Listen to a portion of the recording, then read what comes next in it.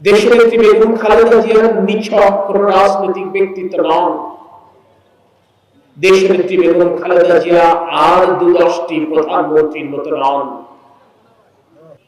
বেগম খালেদা জিয়ার জন্ম স্বাক্ষর দেয় বেগম খালেদা জিয়া শুধু বিএনপির নেতৃত্ব ছিলেন না, বেগম খালেদা জিয়া বাংলাদেশের অভিভাবকের রূপে ছিলেন। আর তাই যশোর জেলা বিএনপি আজকের এই আয়োজনে সেই ঐক্যের বার্তা দিতে চেয়েছে।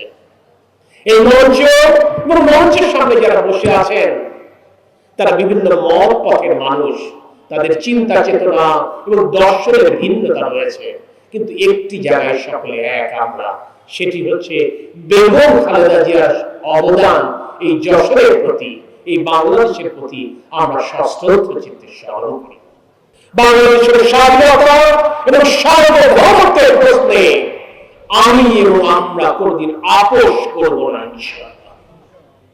আমরা অঙ্গীকার করতে চাই, যশোরবাসীকে স্বাক্ষর করে ওয়াদা করতে চাই, গণতন্ত্রের প্রশ্নে আর কোনদিন আপোষ নয় এবং স্বাধীনতা, সার্বভৌমত্ব এবং গণতন্ত্রের পক্ষে উচ্চ কণ্ঠ থাকবার মাধ্যমে আমরা আমাদের প্রিয় একটি দেশনেত্রীকে প্রতি পদে প্রতি মুহূর্তে স্মরণ করতে চাই।